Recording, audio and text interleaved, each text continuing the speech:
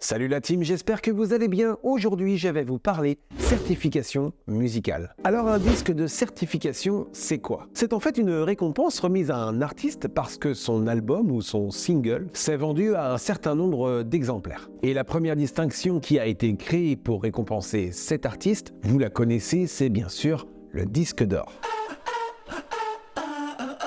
Créé aux États-Unis, le tout premier disque d'or a été décerné à un tromboniste et chef d'orchestre de jazz, Glenn Miller. C'était le 10 février 1942. Et c'était pour son album qui s'est vendu à plus d'1 million d'exemplaires, Chattanooga Choo Choo.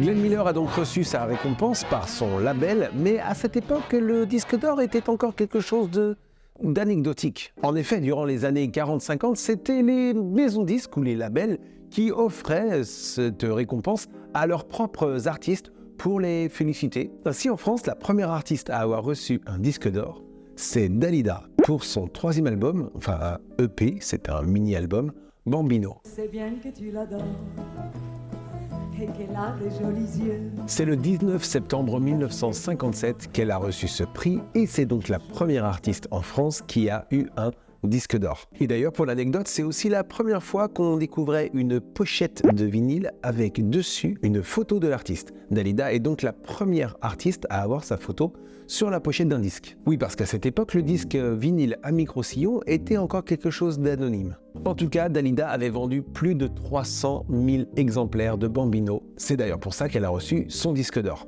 Mais comme c'était les labels ou les maisons de disques qui donnaient ces disques d'or à leurs propres artistes, ces distinctions ayant pour but, en plus de les féliciter, de booster les ventes, par exemple en disant « Hey, ces disques d'or, achète le disque », mais sans que ce soit certifié officiel. Car en effet, rien ne prouvait la véracité des chiffres des ventes. Il fallait donc que des organismes officiels s'occupent de pouvoir décerner ces certifications. Alors, ces organismes sont différents d'un pays à l'autre. Chaque pays définit le seuil à atteindre. Évidemment, il n'est pas le même en France qu'aux États-Unis ou en Finlande. Vous imaginez bien qu'aux États-Unis, ils sont beaucoup plus nombreux et donc à succès égal, beaucoup plus. Mais à l'inverse de la France, la Finlande par exemple, même si l'album cartonne là-bas, il y a beaucoup moins de monde à l'acheter. Donc du coup, les paliers à atteindre ne sont pas les mêmes. En France, on en a deux qui sont chargés de vérifier que le seuil de vente est atteint.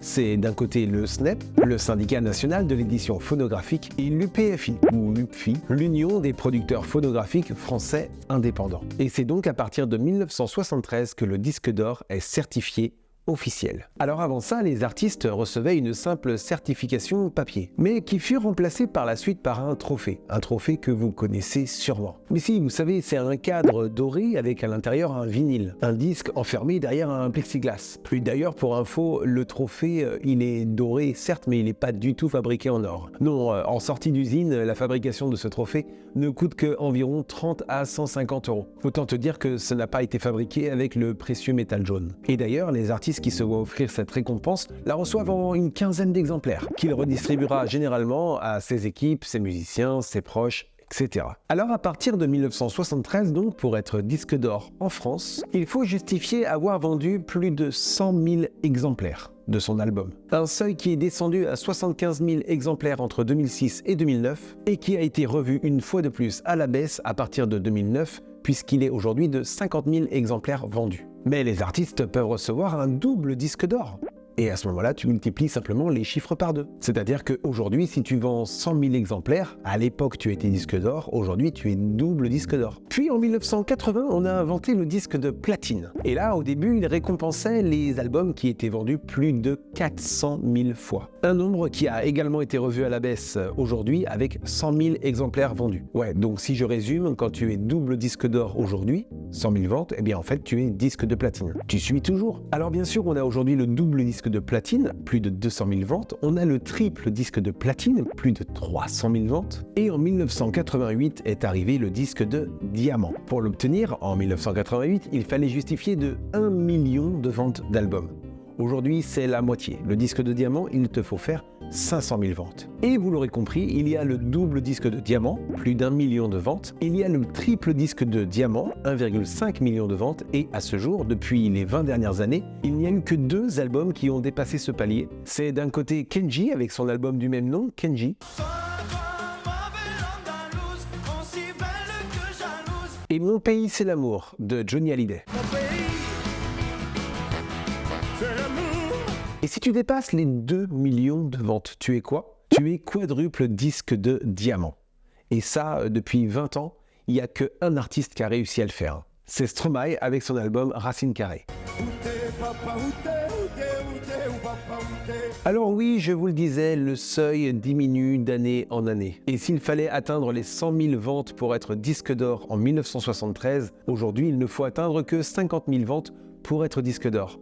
Alors là, tu vas me dire, mais c'est plus facile aujourd'hui en fait. Eh bien, non, pas vraiment. Parce que si le seuil a été revu à la baisse, c'est que l'industrie musicale, elle est en chute libre. Le marché de la musique enregistre chaque année une baisse de son chiffre d'affaires. Et ce, parce que la musique sur support physique, savoir les vinyles, les cassettes, les CD, ne se vend plus. Ou en tout cas, beaucoup moins qu'avant. Et tout ça à cause de l'arrivée du streaming musical, qui lui progresse chaque année fortement. Mais alors, le streaming musical, c'est quoi ?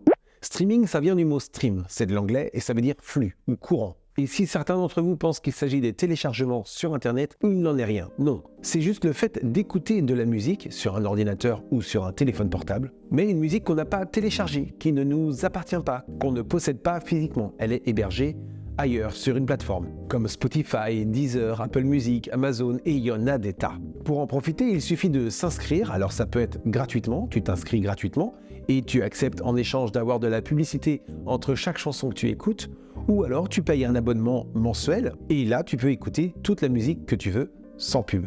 Toute la musique, ou presque. Mais alors si la musique ne se vend plus ou moins bien en format physique, mais qu'on peut quand même posséder chez soi un album sur son téléphone ou sur son ordinateur de son artiste préféré, qu'on écoute en boucle. Comment sont calculées les ventes désormais pour pouvoir certifier qu'un album a du succès? Eh bien oui, aujourd'hui il faut s'adapter à la façon dont on consomme la musique. Et les récompenses ne peuvent donc plus être simplement basées sur les ventes physiques, mais il faut prendre en compte le nombre de téléchargements et de streams. Alors au niveau du contrôle, rien ne change. C'est toujours le Snap qui s'occupe des contrôles. Mais cette fois-ci en partenariat avec le GfK, Growth from Knowledge. C'est une organisation mondiale d'études de marché. Concrètement, depuis 2016, comment ça se passe? Eh bien, pour récompenser les artistes en France, les seuils et les paliers à dépasser prennent en compte toujours les ventes physiques, mais on y ajoute les streams. Et ce, grâce à un savant calcul assez compliqué et en même temps très simple pour que je vous l'explique. On additionne le nombre d'écoutes de tous les titres d'un album, puis on soustrait la moitié du nombre d'écoutes du titre le plus écouté de cet album en question, et on divise le résultat obtenu par 1500.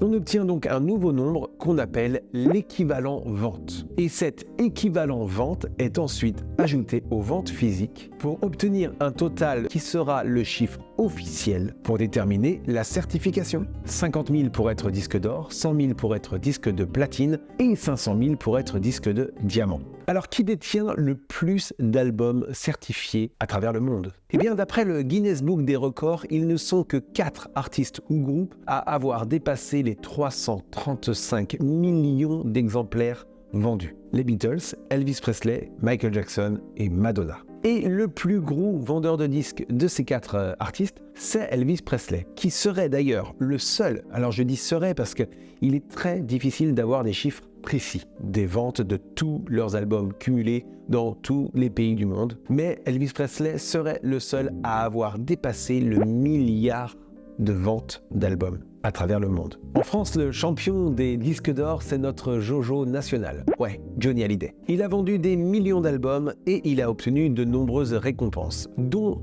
plus de 40 disques d'or. Oui, c'est lui qui détient le record du nombre de disques d'or pour un seul artiste en France. Alors là, je vous ai expliqué tout ce qui était album. On n'a pas encore parlé des singles, car les singles, c'est une autre affaire. Et d'ailleurs, juste avant que je vous en parle, les singles, je vous invite à vous abonner à ma chaîne YouTube si le contenu vous plaît et à cliquer sur la cloche des notifications pour ne pas rater les prochaines vidéos qui arrivent très bientôt. Et puis bien sûr, on ajoute toujours le petit pouce vers le haut, le pouce des familles qui fait plaisir. Ça fait toujours du bien. Je vous le disais à l'instant, c'est pas parce que tu vends le plus d'albums que tu vends le plus de singles. Et les singles, le comptage est différent pour que les récompenses puissent être certifiées officielles. Avant 2016, les singles n'étaient récompensés que sur leur vente physique. Il fallait vendre plus de 75 000, 150 000 ou 250 000 exemplaires pour être single d'or, single de platine ou single de diamant. Mais depuis 2016, le Snap a décidé de ne plus se baser sur les ventes de singles physiques. Et tout simplement parce que ça se vend plus en format physique. C'est vrai qu'à l'époque, il y avait le disque 45 tours, il y avait la cassette de titre, il y avait le CD single. Et d'ailleurs, je vous en avais déjà parlé dans ma vidéo qui parle de l'évolution des supports musicaux que vous pouvez retrouver en cliquant sur le petit i là-haut. Vidéo très intéressante que je vous conseille vivement. Mais on n'en trouve plus dans le commerce, ça ne se vend plus. Il faut donc trouver un autre moyen de pouvoir récompenser les artistes qui vendent énormément de singles sur les plateformes de streaming musical. Et c'est ce que fait le Snap. Il se concentre désormais uniquement sur les streams des singles qui sont postés en ligne. Et comment ils font? Alors, ils prennent tous les téléchargements, ça c'est facile à compter. Et concernant les streams, ils considèrent qu'un téléchargement vaut 150 streams. Et d'ailleurs, pour info, ils ne prennent que les streams qui viennent de comptes d'abonnés. Ouais, parce qu'il y a eu des fraudes avec des maisons de disques qui ont essayé de booster les chiffres pour avoir des certifications, forcément, ça fait vendre. Le tout en créant des faux comptes à droite à gauche. Aujourd'hui, les streams de comptes d'abonnés sont les seuls qui sont pris en compte. Alors quand je dis abonné, c'est pas forcément en payant, hein. C'est si tu es enregistré sur ton compte Spotify avec ton mail, même que tu prends pas l'abonnement payant, tu es enregistré. En revanche, si tu vas juste sur Spotify sans t'enregistrer pour écouter une chanson, elle ne sera pas comptabilisée dans les streams. Enfin si, elle sera comptabilisée dans les streams, mais elle ne sera pas comptabilisée dans les streams servant à la certification. Sachez que de 2016 à 2018, il fallait cumuler 10 millions de streams pour être single d'or. Mais depuis 2019, ce chiffre a également été revu à la... Mais non, pas à la baisse. Mais non, à la hausse. La baisse, c'était pour le format physique, mais là, on est sur le streaming. Et le streaming fonctionne de mieux en mieux. Et donc aujourd'hui, il y a beaucoup plus de streaming qu'avant. Donc il faut augmenter le seuil pour être single d'or. Aujourd'hui, pour être single d'or, il faut cumuler plus de 15 millions d'écoutes. Le double pour être single de platine, soit 30 millions d'écoutes. Et pour être single de diamant, il faut cumuler plus de 50 millions d'écoutes. Et niveau single, l'artiste le plus certifié de l'histoire de la musique à travers le monde, c'est le rappeur américain Eminem.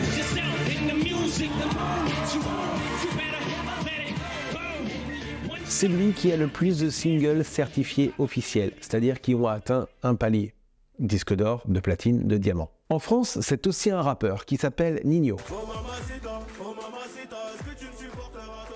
Et oui, ce rappeur de 27 ans seulement est le tout premier artiste de la musique française à avoir franchi la barre des 100 singles de platine. D'ailleurs, pour l'info, c'est aussi le seul rappeur français de l'histoire à posséder 4 albums de diamant. Bref, en tout, Ninho a placé plus de 300 singles récompensés, certifiés, c'est-à-dire soit disque d'or, de platine ou de diamant. Et vous, la team, dites-moi dans les commentaires si vous pensez qu'un artiste ou un autre mériterait d'avoir plus de disques d'or, de diamant, de platine.